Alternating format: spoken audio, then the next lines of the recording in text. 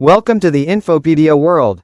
In today's video, we'll explore the Indus Water Treaty and how rivers originate from upstream to downstream.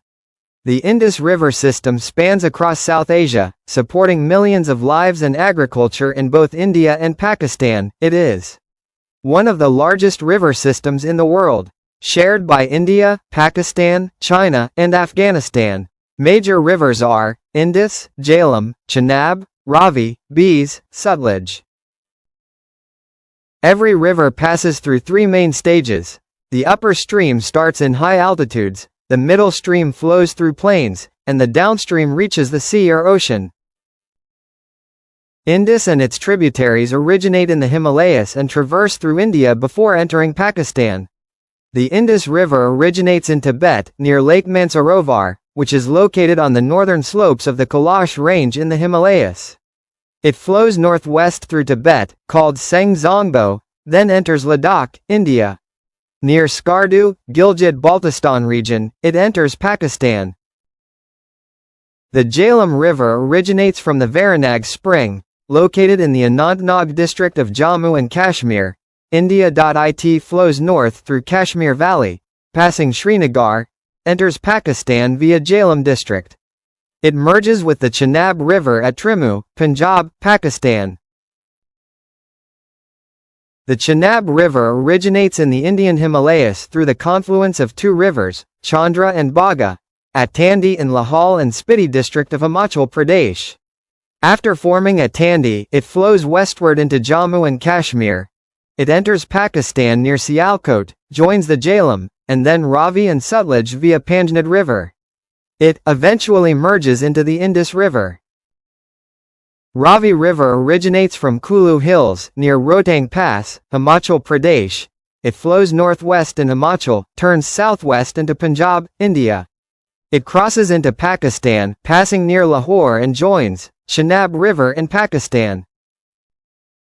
Beas River originates from Beas Kund, near Rohtang Pass, Himachal Pradesh. It flows entirely in India and it merges with Sutlej River at Harak, Punjab. Sutlej River originates from Lake Rakshastal, near Mount Kailash, Tibet, China. It enters India through Shipkila Pass, Himachal Pradesh. It flows across Himachal and Punjab and enters Pakistan and joins Chenab River at Panjnad.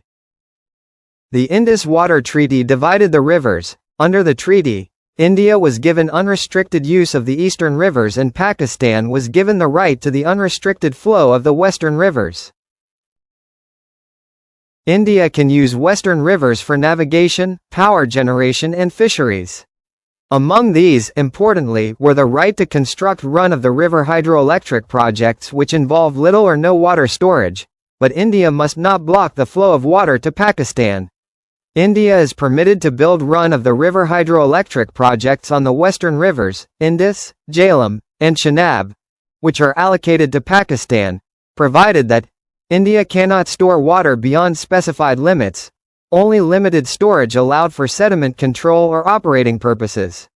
India can construct hydroelectric power plants only if they are run-of-the-river, meaning they do not significantly alter or deplete river flow.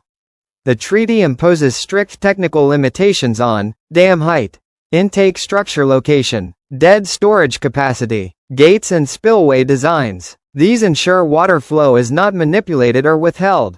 India must inform Pakistan in advance about any planned project on western rivers and provide technical details for review.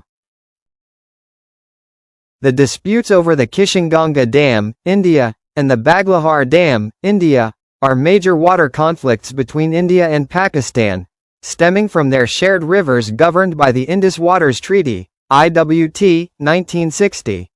Both involve India's hydroelectric projects on rivers allocated to Pakistan under the treaty, raising Pakistani concerns about reduced water flow and impact on its own projects. Under the Baglihar Dam dispute, Pakistan objected to the design parameters of the run-of-river hydroelectric project being built by India, early 2000s, on Chenab River. Pakistan argued the dam's water storage, pondage, exceeded what was permissible under the IWT for run-of-river projects, allowing India excessive control over river flow. Pakistan claimed the spillway design was higher than necessary, potentially enabling storage beyond treaty limits. Pakistan objected to the use of gated spillways, fearing they could be manipulated to withhold water.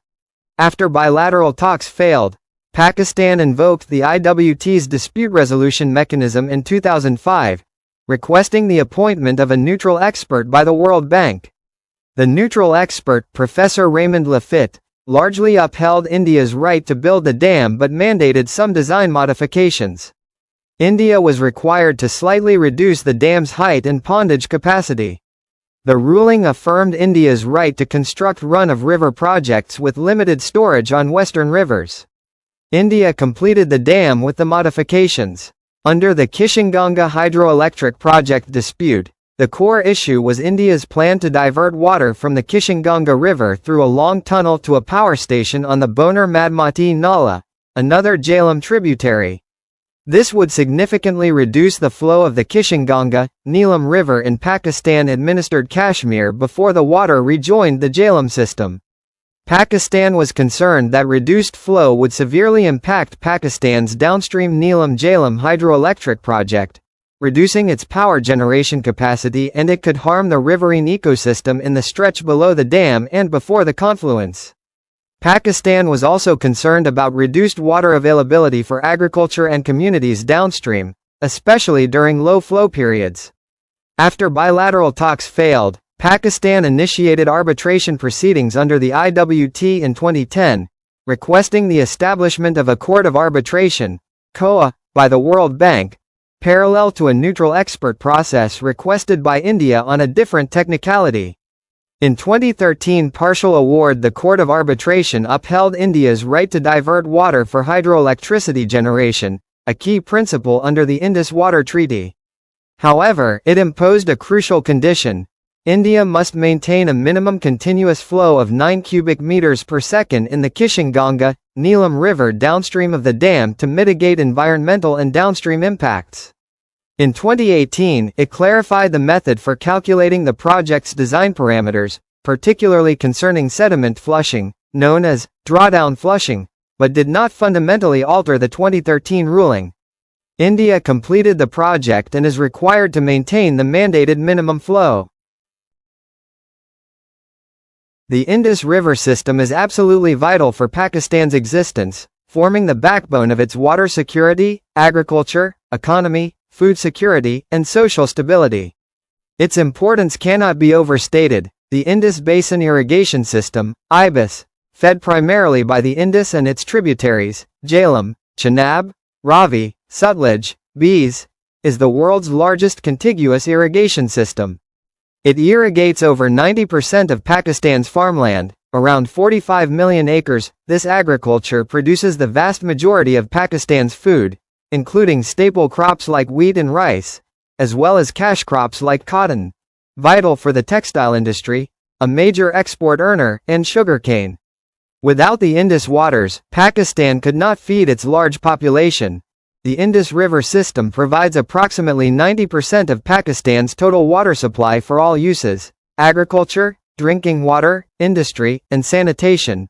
Major cities like Karachi, Lahore, Islamabad, and Peshawar rely heavily on Indus waters, directly or via canals, groundwater recharge, for municipal water supply. The Indus and its tributaries, especially in the mountainous north, are crucial for hydropower generation, contributing a substantial portion of Pakistan's electricity mix. Dams like Tarbela, on the Indus, and Mongla, on the Jhelum, are major powerhouses. Reliable water flow is essential for this energy source.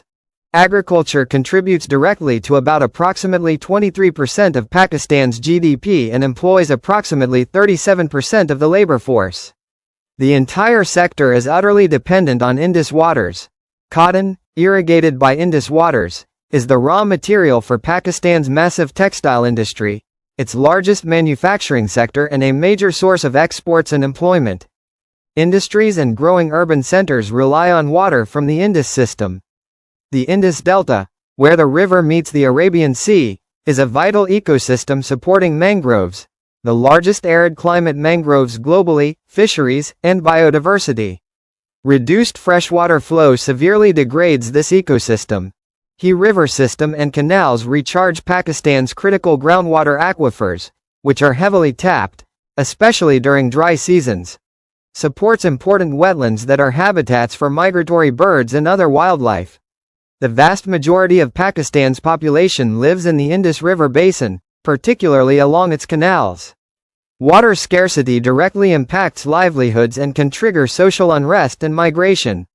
Therefore, the Indus River is not just a river for Pakistan, it's the arterial system of the nation. Its waters are indispensable for growing food, powering homes and industries, providing drinking water, sustaining ecosystems, and supporting the livelihoods of hundreds of millions of people. Any significant disruption to its flow poses an existential threat to Pakistan's economy, food security, and social stability. This profound dependency underpins Pakistan's acute sensitivity to upstream developments in India and the critical importance of the Indus Waters Treaty. The Indus relies heavily on Himalayan glaciers, contributing 40 to 80% of flow. Accelerated melting may initially increase flows, glacial surge, followed by a permanent decline as glaciers shrink. The Indus Water Treaty's fixed water allocations, eastern rivers to India, western rivers to Pakistan, don't account for such volatility. More intense monsoons and prolonged droughts disrupt seasonal flows. Pakistan, downstream, faces a greater risk of floods and scarcity, straining treaty compliance. 2022 Pakistan floods, partly fed by Indus tributaries, caused $30 billion plus damage. The IWT lacks mechanisms for flood forecasting or joint reservoir management to mitigate disasters. During low-flow periods, India's water use, e.g., for hydropower, could conflict with Pakistan's survival needs. The Indus Water Treaty assumes stable water volumes. It has no adaptive formulas for sharing shortages, surpluses during climate extremes. The IWT must integrate climate resilience to survive.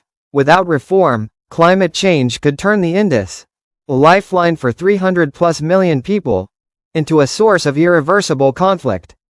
The treaty's success now hinges on transforming from a water divider to a climate adapter. The Indus Water Treaty is a cornerstone of peace. With mutual trust and sustainability, it can continue to serve both nations. The violation or making it rescind will not be fruitful for the inhabitants of the Indus Basin. Thanks for watching Infopedia World. Please subscribe, share, and hit the bell icon for future informative videos.